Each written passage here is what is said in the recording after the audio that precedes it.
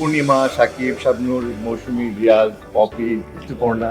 বাংলাদেশের অভিনেতা ও সাবেক সংসদ সদস্য ফেরদৌসের সঙ্গে ভারতীয় অভিনেত্রী ঋতুপর্ণার বন্ধুত্বের খবর কম বেশি সবারই জানা। কারণ আমরা তো খুব পারিবারিক বন্ধু, আমরা নিশ্চয়ই ওর বাসায় কিছু একটা। ঢাকায় এলে ফেরদৌসের বাড়িতে অতিথি হন ঋতুপর্ণা, আর কলকাতায় গেলে ঋতুপর্ণার বাড়িতে ফেরদৌস। আমার কাছে মনে হয় যে বন্ধুত্বের চেয়ে সুন্দর জিনিস আমি কিছু দেখিনি।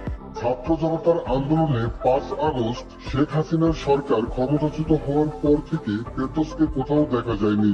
সামাজিক যোগাযোগ মাধ্যমেও সক্রিয় নন তিনি। হঠাৎ ২ দিন ধরে চর্চিত হচ্ছে দীর্ঘদিনের বন্ধু ঋতুপর্ণার কলকাতার বাড়িতে আশ্রয় নিয়েছেন ফেরদৌস। শনিবার দুপুরে এক গণমাধ্যমকে খবরটি সম্পূর্ণ ভুয়া বলে জানালেন ঋতুপর্ণা।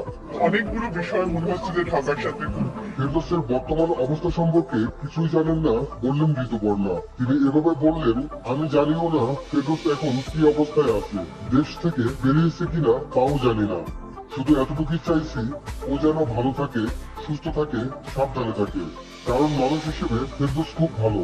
ওর দেশে রাজনৈতিক দলের সঙ্গে কি হয়েছে, কিন্তু সে তো একজন ভালো মানুষ, চলচ্চিত্রের একজন বড় তারকা, একজন শিল্পী, অসাধারণ একটা সুন্দর মন আছে ওর। সাংবাদিক বন্ধু লিখেছিল আমাকে যে কাগজে বাদ, কারণ আমাকে নিয়ে এত নিউজ হতো। সত্যি বলতে নির্বাচনের সময় ফেরদৌস আমাকে বলেছিল, আমি ভালো কাজ করতে চাই, মানুষের মঙ্গলের জন্য কাজ করতে চাই, সেজন্যই নির্বাচন করতে এসেছিল। ফেরদৌসের সঙ্গে এর মধ্যে যোগাযোগ হয়নি বলেও জানালেন ঋতুপর্ণা। তবে ভালোভাবে আছে, সুস্থ আছে, এটাই ভাবতে চান তিনি।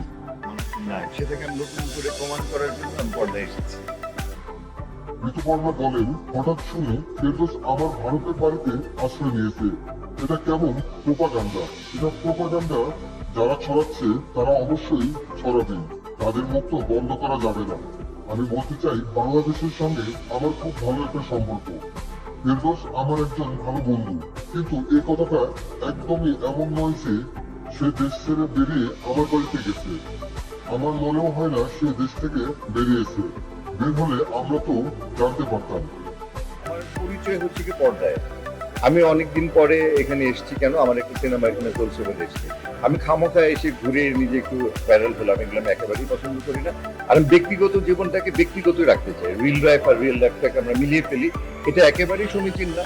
আমাদের ব্যাপারে নিশ্চয়ই মানুষের আগ্রহ থাকবে, বাট আমি যদি ভুল করে এখন একটা অপ্রীতিকর কিছু বলে ফেলি তবে সেটা কাল সকালে ভাইরাল হয়ে যাবে।